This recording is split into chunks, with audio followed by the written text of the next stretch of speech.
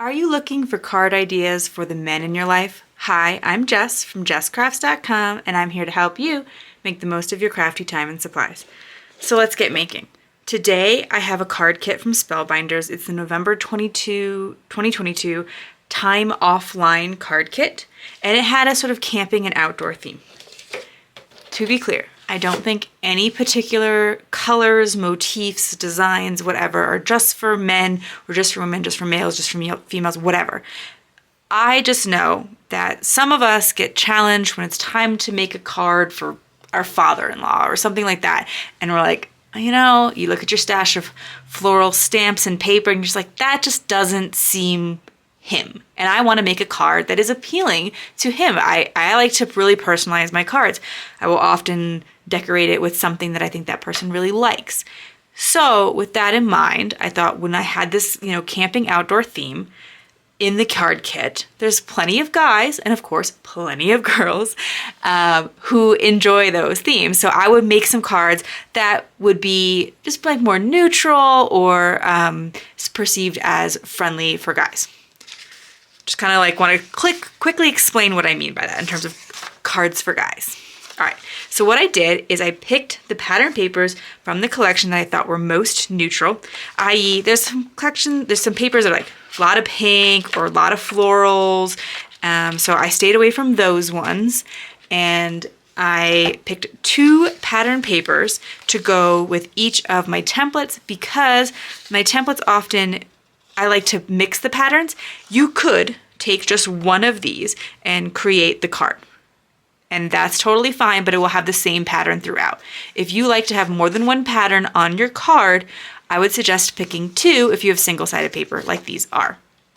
Then I am going to cut out, and I'll do this off screen to save us time, I'm going to cut everything out according to this sketch and template. So this is on jesscrafts.com. It's a printable PDF. It tells you exactly how to cut your 6x6 paper, or if you have a different paper pad that you want to use, I have templates for 8x8, 12x12, 8.5x11, and then I can make all kinds of card sizes. I'm making A2 size cards today because that's what comes with the kit, but you can make slimline, 5x7, mini slimline.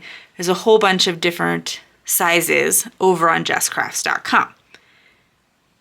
Then so I'll cut them out according to the sketch. And then also it tells you exactly what size to cut your mats. So not only is it a 1.5 by 5 inch piece of paper, it's with a 1 3/4 by 5 1/4 inch mat. Usually it actually says the word mat there. Apparently there's a little mistake on this one, guys. But that gives you that other size. Okay, so then all those pieces of pattern paper and those pieces of cardstock will go into this envelope so I'm not losing all my pieces. I'll have some card bases in there and we'll revisit at the assembly phase. First sketch we're going to assemble is sketch number 26. I will keep the sketch and template up here in the corner. And for this one, it calls for you to round the corners just to add a little bit of interest since this is an incredibly simple sketch, but you could skip that if you prefer. I love using my Crop-A-Dile because it's one of those ones that will go through any material to do corner rounding. So you don't need something that heavy duty for thin pattern paper like this, but if you want to just be able to corner round anything in your craft room, like chipboard, etc., it is a great tool to have on hand and like an all-purpose tool. Then you line up your cardstock mat towards the bottom, and you can switch it up if you prefer, but I think towards the bottom really works well in this instance. For embellishing these cards, I have 3 of the 4 that I'm going to make here, and 1 I will save for an Instagram reel, but you'll be able to find them in the coordinating blog post. And I like this another year of adventure sentiment, so I'm going to focus on using the puffy stickers just because I like to make sure that I'm using a variety of the embellishments from the kit. However, the blue on this paper that has a lot of blue isn't really sticking out, so I think that means it's a good choice for the striped paper strip here. And that's what is, I really like this sketch for not only if you want to do really quick card making, like you need to make a card in the next 5 minutes, because that is how fast this sketch is. but also it really lets you show off a pattern paper. So maybe these stripe ones feel a little bit boring, but I really enjoy seeing that much of that beautiful tree paper. There's also Have a Wonderful Day. Now that one does include some pink. And, maybe if you're going for masculine cards, you're afraid, you shouldn't use any pink at all. As I said before, I don't really adhere to the idea that any one color is completely off, like out of bounds or whatever like that. But you could pick something else. Home is Wherever You Are. That's a great sort of love sentiment, but it is that blue, so maybe I'll save that for the other one. Hey There, Happy Camper. That's just like a really cute, and on this note, I don't mind using a sentiment like that and then just turning it into a birthday card, for instance. So that doesn't have to be a birthday card, but it certainly can be. And then I could use one of these camper images from the die cuts. That doesn't really quite stand out enough to me though. Maybe a little bit too much blue on blue. Use something that is maybe a little bit more toned down. And so each of the die cuts in this kit, there's 2 of. So if I pick this die cut for this card, I can pick the same die cut for the card with the same pattern paper, and I'll have 2 of it, no problem there. So I'm gonna pick a die cut to go on top, but this is just an example of how I'd complete this. Next up, let's do sketch number 34. There's also going to be 4 cards from this one because each piece of pattern paper makes 2 cards and we're using 2 pieces. So you just want to kind of make these 2 equidistant from each other. So having the same amount of size, same amount left over on the borders, and in between, if you can, as close as you can. I don't worry about it being too perfect. You can take the time to line it up with your mat, but again, the main reason you want them to have some space between them is because the way that I designed the sketch is that there's a little bit of room here, and if you put them too close together, you're going to lose that little bit of pattern peeking out, and I think that gives everything a little bit more breathing room, so I kind of like that. When I go to embellish this set of cards, for one set I want to do die cuts, and I kind of have a little example over there. I like that it had the Stay Wild on a cup, so I wanted to take advantage of that since it makes everything pretty fast. However, there's only 2 of that, and I have a second set of cards, but this second set is actually pretty good for stamping because here, this little panel here in the center, is pretty solid. So I know that the words will stick out.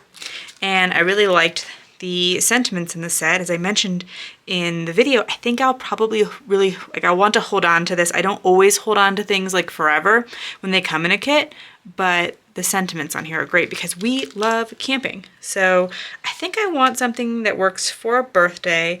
And here's to another year of adventures. I love that one, but it's a little too big for this space. So I think I'll just use Take Time to Enjoy Your Birthday. So yeah, we love camping.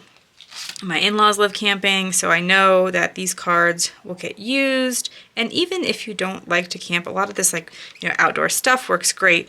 We live in a place where getting outdoors is very easy to do, and there's a lot of beautiful places. I think that's kind of true in most places in the world if you go to seek it. Even if you think, oh, I live in the middle of suburbia, the trails are there, and we all should take the time to get out there. Okay, so you definitely don't want to press too hard. That kind of smushes the sentiment a little bit, and that is why it's probably better to stamp before you fully assemble the card. But then I will take this and I will just pick one of the die cuts to finish the embellishment there. Since there was no reference specifically to camping or even outdoorsy stuff, I decided to pull in the Jeep because I think that makes it a little bit more broad and applicable to more people. And also I like that the gold foil accents on the Jeep pull in the gold foil accents from the background pattern paper. Next up, we have template number 11. I'm going to be using the first sketch, so maybe sketch A. I named the other one sketch B when I came up with it months after the original. And this one is one where you're actually going to be hiding a lot of your cardstock and some of your paper even underneath the larger panel. So this is an opportunity to use up a relatively small scrap. So it says cut your squares to 1.5, which you do have to do for the pattern paper. But then the cardstock, if you don't want to do the 1 3/4 by 1 3/4 square, and you want to just use a smaller one, like a scrap, then that would be fine as long as it is 1 3/4 on this side. But then if it's shorter here, almost all of it, like about more than half, is actually going to be covered up. So you can get away with a really small scrap there. Ordinarily, you would not be able to do that. So that's just something that I like to point out with this sketch, and kind of point out to keep an eye out for that in general with sketches, because that is a great way to use up those little bits of cardstock. Then I am adding a little bit of a cardstock scrap underneath my panel here, because the bottom part is going to be kind of popped up by these two pattern paper cardstock pieces. So putting a cardstock behind the top makes sure everything looks nice and smooth and even. You've probably noticed at this point, I've decided to do craft cardstock for all of the mats. A couple reasons here. This just makes everything simpler, because I have to keep thinking, oh, what's a good cardstock to match? And I also think neutrals are a great way to go when you're looking for cards that are maybe a little bit more masculine. I also do consider navy a neutral. I know it's not quite, because technically it's blue, but I do think it works well for that purpose. Okay, I'm trying to get the adhesive. I put an adhesive sheet on the back of this because sometimes with fine dyes that is helpful, so you don't get all that like glue kind of squeegeeing out the sides or whatever. So I wanted to incorporate the dyes into this card, because like I said, I just want to show you a little bit of everything with this card kit, and I thought that the frame from the die set would work well here. And I think that part of the thought of the die set is that it looks like a terrarium. So this could be like the glass cover that you put over all of the flowers and mushrooms that come with it. I don't think I'm going to quite use it that way, but I did want to make sure that I incorporated it before I got too far.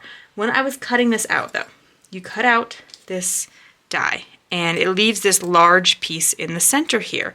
And I wanted to make sure that I would not just toss that, because this foil cardstock's a little bit expensive. So I would want to make sure I was getting something out of it. And so I decided to just die cut the leaves, not necessarily having a specific plan, but there were leaves in the die set, and I think the leaves will look beautiful in gold.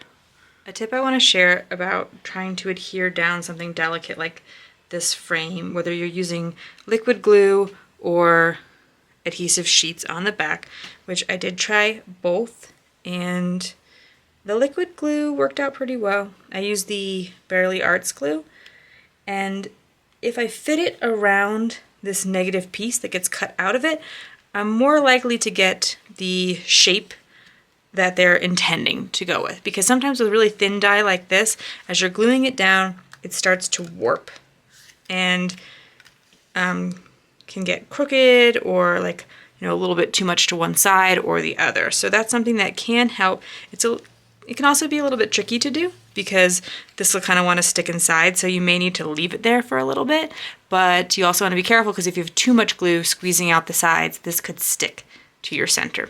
So just something to try out, but mileage may vary. For my embellishment for this one, I'm going out on a bit of a limb for me. I cut out a tag die from a Spellbinders set that did not come with the kit. It's just a set that I've had in the past, and I'm going to stamp the "Hey There" sentiment. I do think with these stamps it is important to condition them first and check to make sure that they are stamping well before you go to your project if you're going to stamp with the stamp block. A couple of things. I find stamp blocks with these curved edges to be much easier to hold and not drop onto your project accidentally. Also, leave your stamp pressed to the paper for a little longer than you think you should. I find that people are kind of used to being able to quickly stamp because of Misty's and other stamping platforms out there, so when they go to a stamp block, they don't give it as much time as they used to, or they don't have experience with stamp blocks because, you know, they started crafting after Misties were invented. I did not. I've been crafting since before the Misty. It was for years before the Misty. So anyway, I have this hey there. And here's where I'm saying I'm going like out on a limb for me. When I have a tag, I feel compelled to put some kind of like twine or fiber through the loop of the tag. But I wanted to challenge myself to try something different. And I die cut these leaves. They're really pretty in the gold. So I thought, why not see if I could use those to decorate the whole of the tag. And you guys can let me know if you think that this works or if it was kind of a silly thing to do. And here I need to add some kind of adhesive behind it so that they stick. I'm thinking just some tape will do. Kind of craft washi tape, you know, whatever kind of tape you usually keep in your studio, but I also keep Scotch tape at hand, and I had a feeling it would work well, and it's clear, so if like a little bit is poking out in between the leaves or something, I shouldn't have to worry about it too much. And then I will just be able to adhere that down, and it fits pretty nicely in the frame, so I'm glad I gave that a shot. But you let me know what you think. Let's take a look at sketch number 9, or template number 9. It has 2 sketches again. This one, if you have a directional pattern paper, it doesn't work, which one of the 2 papers that I chose does have a direction. I picked these canteens and these wood grains. So actually, because only one of them, I'll show you. So if they both had a clear top and bottom, this would be your only choice. But because the one that I have 2 of is the wood grain could be facing either direction. So that I can go ahead and use the alternate sketch, and then I will show you I'll show you both sketches essentially by some of the ones that I've made. So now I'll add the wood grain papers, and this allows you to have a little bit more choice when you have picked some directional paper but not all, or if one side of your paper is directional, then having both of these sketches is helpful. I really do try to think about, is there a way that I can cut the paper and direction doesn't matter, because so many papers out there do have a direction, a clear top and bottom. So then there's the canteen, and this one I could have done the same way because I have the 2 pieces that could face. But then this one, as you see, if I wanted to make this arrangement, the bottles would be laying on their sides. I guess they're more water bottles than canteens. I don't know what makes a water bottle versus a canteen. We haven't used the chipboard stickers yet, so let's go for it. There are a lot of words written on these, and I do think they could be used for sentiments. So I look at this one, and I immediately start singing in my head. I'm sure you guys all do too. I will not sing out loud for you because nobody needs to hear that. But then I can pair it with one of the campers maybe. That could be fun. I kind of like the idea of the arrow going this way and the camper going the other way as a contrast to each other. But sometimes people would prefer everything to go in the same direction, so just something to keep in mind. You might want to pick something else to go on top of it. I could also lower this, because this guy just kind of feels, the scale feels a little bit off with the truck, but I'm gonna just go with it. That was my instinct, and the thing about the chipboard stickers is they don't have multiples. So if you pick something, you can only make 1 card with it. And then life is meant for good friends and great adventures. It's, to me that's an encouragement card kind of thing. But I could understand why for some people that might feel like more of a scrapbooking kind of element. I really do like this squirrel. I suppose it's a bit feminine with the flowers. I'm not overly worried about that. Wherever you go, go with all your heart though. I like that one quite a bit. So I'll just pick one more set of embellishments for that. We're gonna work on sketch 41, and this time, let's try to do things in the right order and stamp before we adhere, except for that I've made some of them previously. So anyway, I really wanted to use the sentiment. Here's to another year of adventures. It will work for the cards in this set that are going to have this small gray piece here as their connection.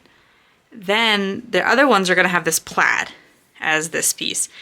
and it's not gonna work as well on there, so we'll come up with a different design for those cards. But this sketch makes 3 cards per 1 piece of 6x6 pattern paper.